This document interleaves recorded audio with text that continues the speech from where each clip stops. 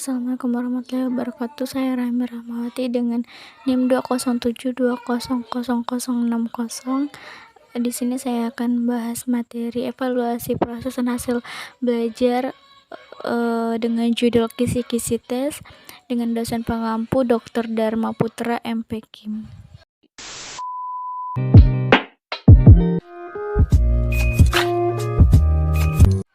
Apa sih itu kisi-kisi tes?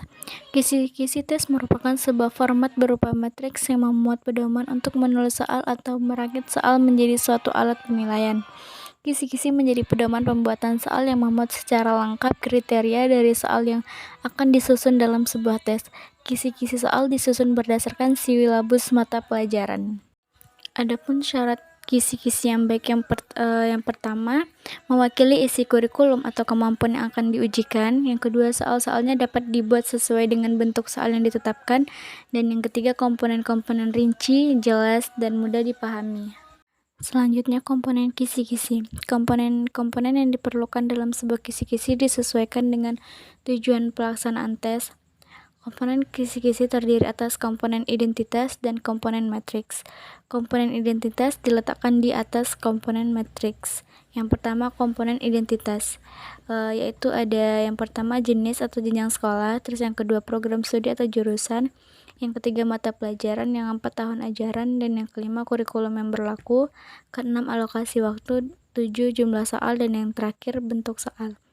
Komponen matriks ada 5, yang pertama kompetensi dasar, yang kedua materi, yang ketiga indikator, yang keempat level kognitif, dan yang kelima nomor soal.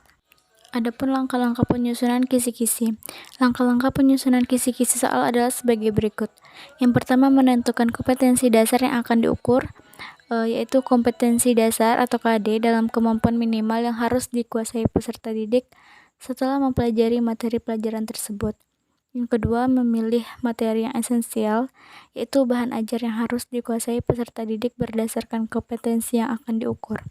Penentuan materi bahan ajar yang akan diambil disesuaikan dengan indikator yang akan disusun. Dan yang ketiga, merumuskan indikator yang mengacu pada konsep dasar, yaitu indikator berisi ciri-ciri perilaku yang dapat diukur sebagai petunjuk untuk membuat soal. Perumusan indikator dengan memperhatikan materi dan level kognitif. Kisi-kisi memiliki 3 kriteria. Yang pertama, mengacu pada materi pelajaran sesuai kurikulum yang diterapkan. Yang kedua, memiliki sejumlah komponen dengan informasi yang jelas dan mudah dipahami. Yang ketiga, menggunakan satu atau lebih kata kerja operasional dalam satu rumusan indikator. Adapun pemilihan kriteria yang esensial adalah sebagai berikut. Yang pertama, pedalaman dari satu materi yang sudah dipelajari sebelumnya.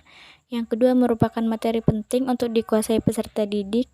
Yang ketiga, materi sering diperlukan untuk mempelajari mata pelajaran lain. Yang keempat, materi berkesinambungan pada semua jenjang kelas. Dan yang kelima, materi memiliki nilai terapan tinggi dalam kehidupan sehari-hari. Segitu materi dari saya, lebih dan kurang mohon maaf. Saya akhiri. Wassalamualaikum warahmatullahi wabarakatuh. Thanks for watching.